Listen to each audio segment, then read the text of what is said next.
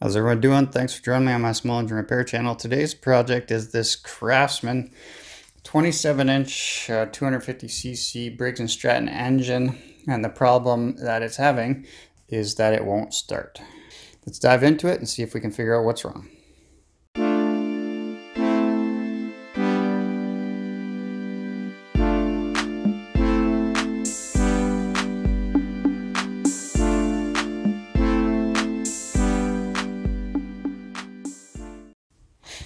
Alright guys, so this particular snowblower belongs to one of my neighbors. I like to help out whenever I can around the neighborhood.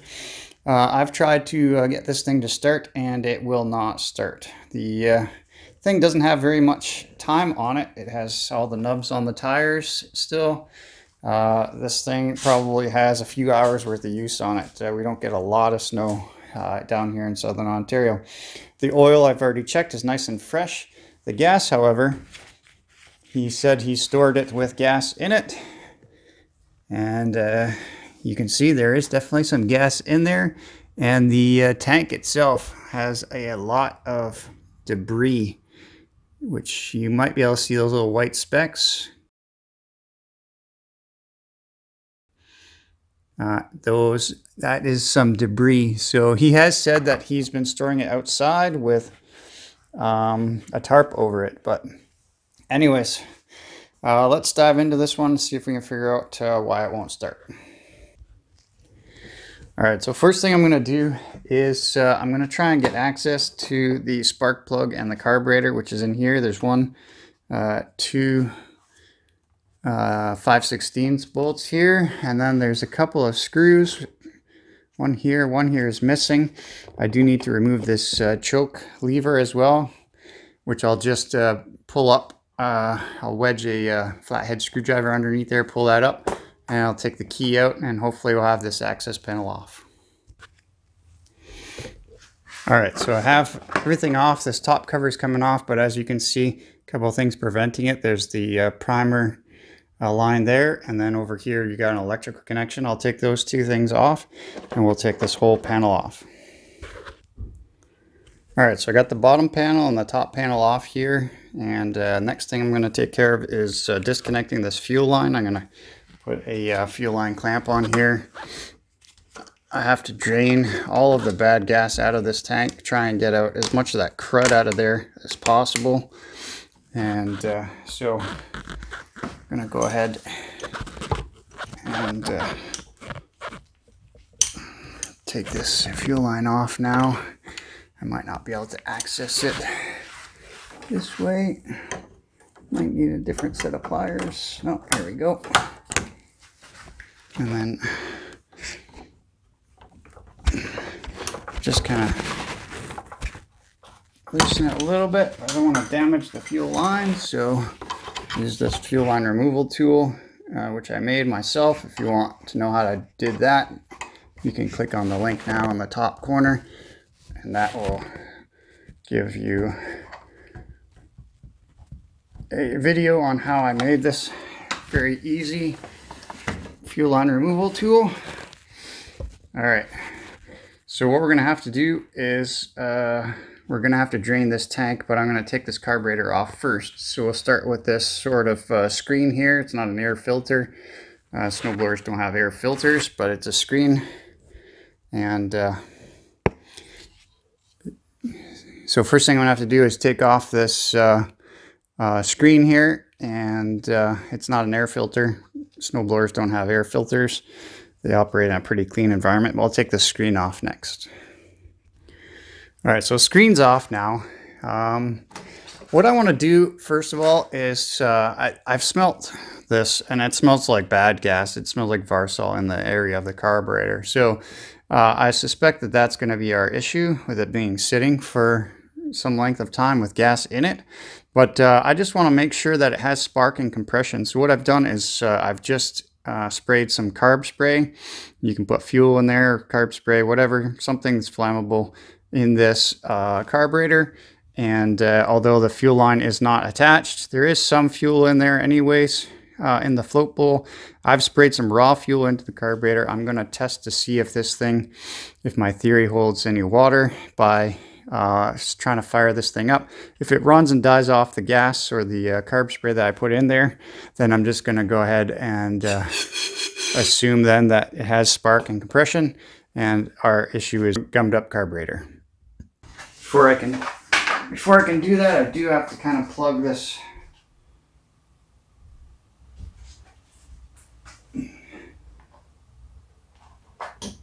key back in.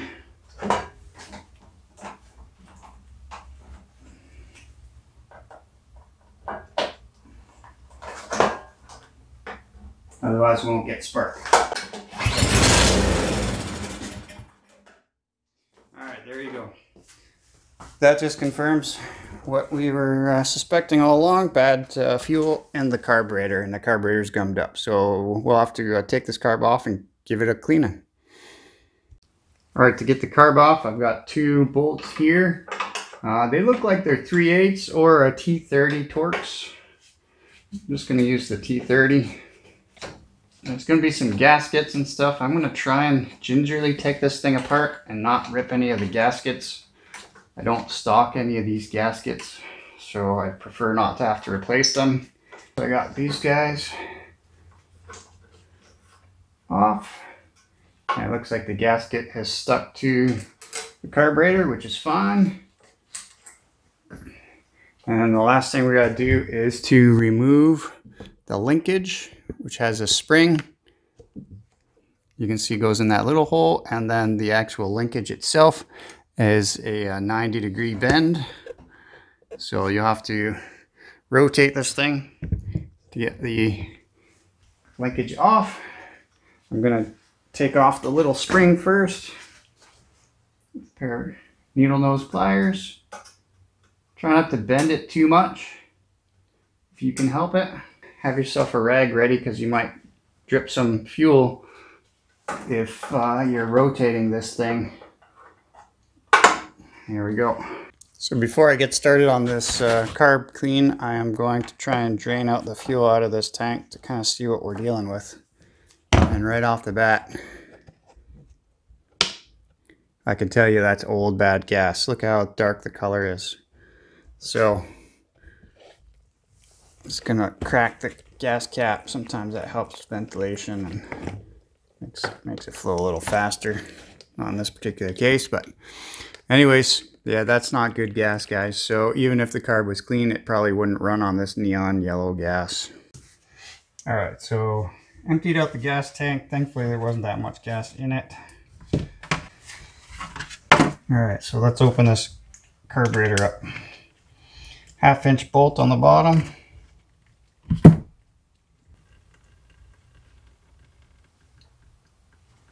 The bowl itself does not look too bad, but there's definitely some stinky gas in there, and there's definitely some floaters in there too. You can see those white floaters. I'm not sure what those are, but it's definitely some stuff that's not supposed to be in there. So yeah, this gas is a couple of years old. It's pretty bad. Float pin, take that guy out.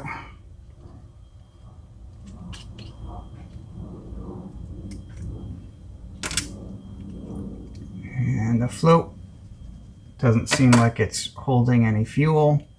The needle itself, with exception to a little bit of debris on it, looks to be okay. It's not deformed. And then we got to get the jet out.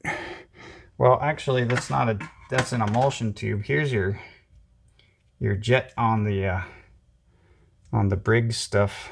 Your bowl nut is also your jet. And there's a hole right there that you should be able to see all the way through. But you can see there's some definite debris in there, and it's clogged up. So what you can do with this, there's also a hole in the top part of it right here, and you get yourself a bread tie. You should be able to stick it down through that hole, which I did, but there's definitely some gunk. I could feel the resistance when I we're sticking it through there, and then same thing with the hole that goes on either side.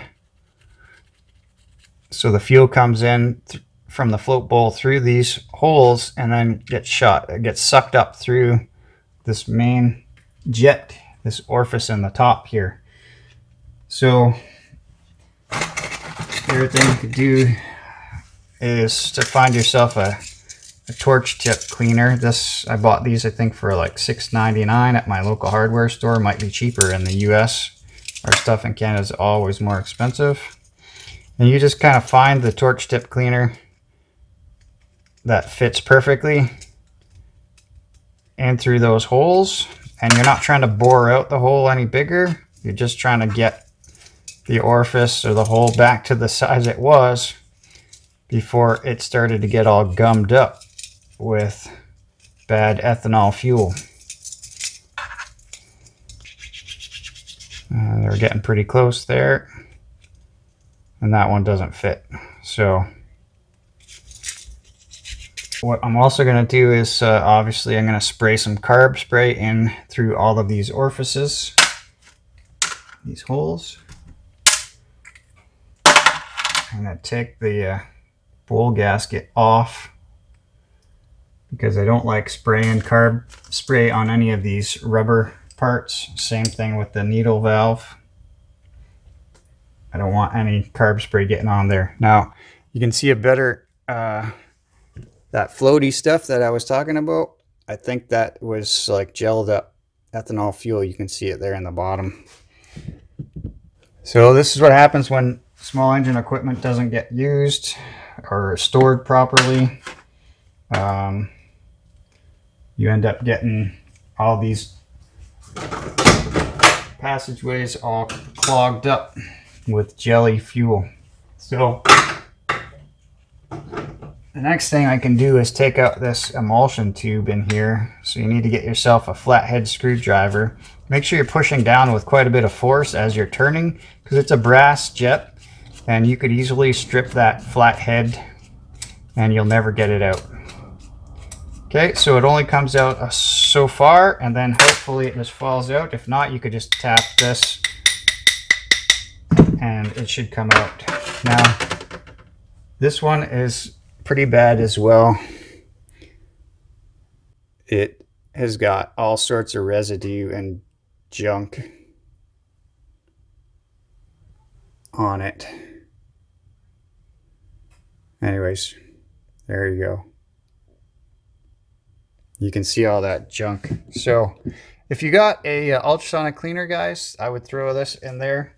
I do have one, but I know most of you probably don't have one. So yeah, that's all gritty and stuff too. It's not just gel. So some other crap's been getting in there too. So what you're going to want to do is find yourself a little bread tie that you can fit in all these little orifices. Well, that bread tie didn't work because it's too big. So if you can't find one that is small enough, get yourself a little piece of wire from a wire wheel. Stick that through. It seems to be about the smallest wire I've been able to find. And there's all sorts of little holes on here. Just poking through all of them to make sure that they're clear. And then there's not much else we can do here. I might take a Q-tip with some carb spray and clean out this seat here so it doesn't get stuck. I'm going to clean off all of this as best I can, maybe with some like steel wool or a wire brush. Okay, and then I'm going to spray all these little passageways. There's 3 passageways in here. Go in, try and clean this out as best you can to try and get it nice and sparkly, and then we'll put it all back together and we'll put it back on the machine. Alright, so I got all the parts and components all cleaned up as best I can. Still a little bit of green residue there, but that's not going to hurt anything. Got all my components all cleaned up and ready to go back together. I just wanted to pass along a tip that I saw on a video of a fellow YouTuber by the name of Bruce Pender. His YouTube channel is Bruce's Shop, I believe it's called. He actually had a video where he used a Q-tip with some valve grinding compound, and he put that in the end of a drill and actually cleaned up the brass seat, and that works spectacularly. It actually works real nice.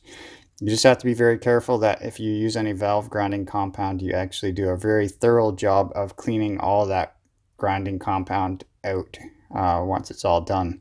But thanks to Bruce for that tip. That was worked out fabulously. I'm just going to put it all back together, and we're going to go ahead and put this back on the machine. Alright, so I've completely cleaned out this gas tank. You can see, well, maybe not. It's there's nothing left in it. To get the last of the gas out, all I did was use a shop towel. I put it in there, and then I swirled it around with a pair of long needle nose pliers. And then I took a bit of air and blew that out. So as you can see, it's bone dry. Nice and clean now. Last thing you want to do is put dirty gas through a nice clean carburetor. So I'm pretty much got the carburetor back on. I'm just going to hook up the fuel line. Let's see if there's any residual fuel coming out of that fuel line. A little bit of crap left.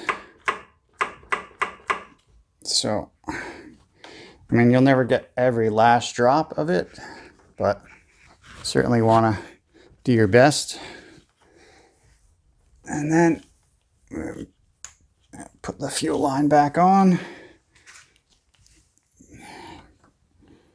Get your pliers, put your clamp back on. All right, I've got the bolts in. I've got the linkages hooked up, the springs hooked up. Before I go ahead and get too far into it, I'll put a little bit more fresh gas in the tank. And then before I put everything back on, I'm going to fire it up, and hopefully that's our issue. All right, so let's see if this thing will fire up. Need a little shot of primer. Yeah, that seems to be working. Choke's on, throttle's up. Key, I gotta put the key in. Almost forgot the key. Okay, key is in. Let's see if she fires up.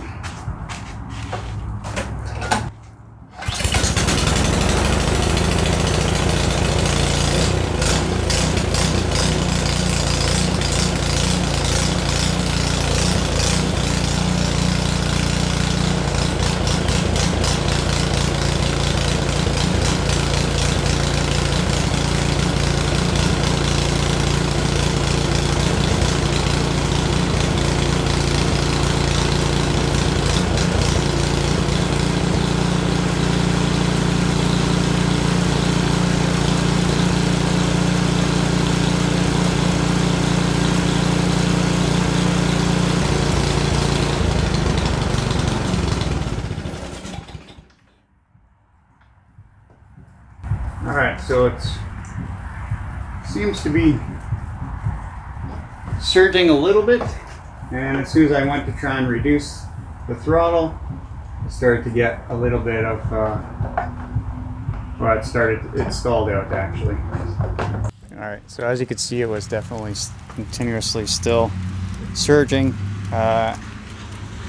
when the choke was turned off. So that is part and parcel of the fact that a lot of these machines nowadays, for emissions controls, they tend to keep the main jet as small as possible, and it runs as lean as possible just for emissions control. But what ends up happening is we end up having to drill out those little jets to allow a little bit more fuel to go through, so that the thing will actually just run normal. So anyways, guys, I'm going to tackle that next and see where we go from there. Okay, so I got you back up on my bench here. I've taken the float bowl off of that carburetor, and I've got the main jet here.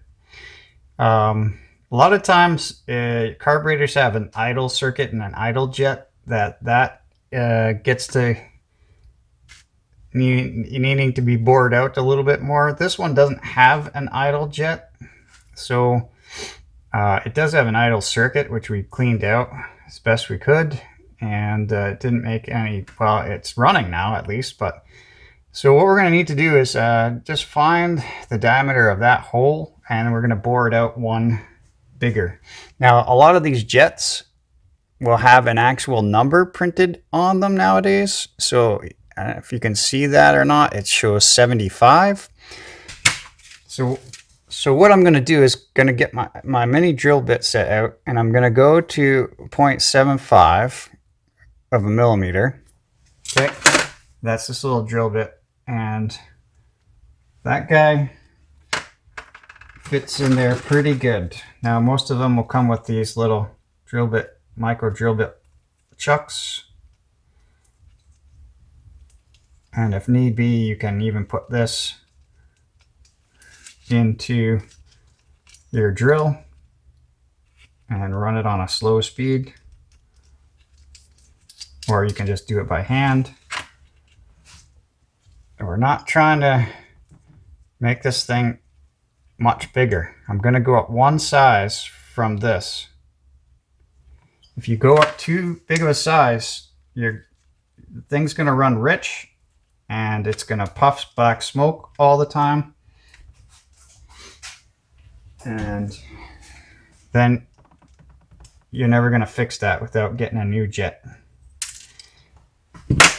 So we're going to go up one size bigger to 0.80. All right, so I'm going to go up one size bigger, the 0.80 millimeter. Okay, and it doesn't take much. Not much at all. I'm going to clean that, spray some carb spray in there, get any filings out of there, blow it with my air gun. I'm going to put it back on the machine. We'll see if it made any difference. Alright guys, so I got it all back together now. I'm just about ready to fire this thing up and test it out. I had to go up to 0.95, 0.95 millimeters.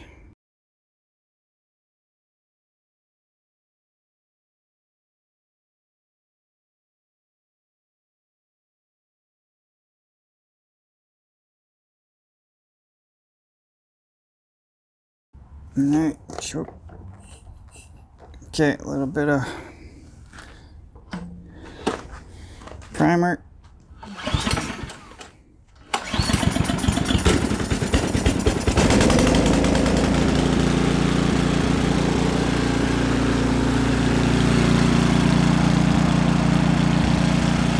Choke is off.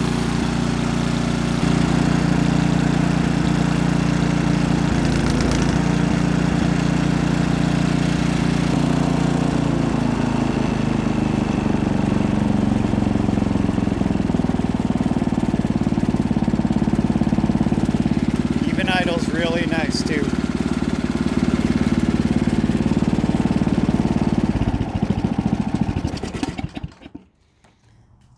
Alright guys, so that's it for this one.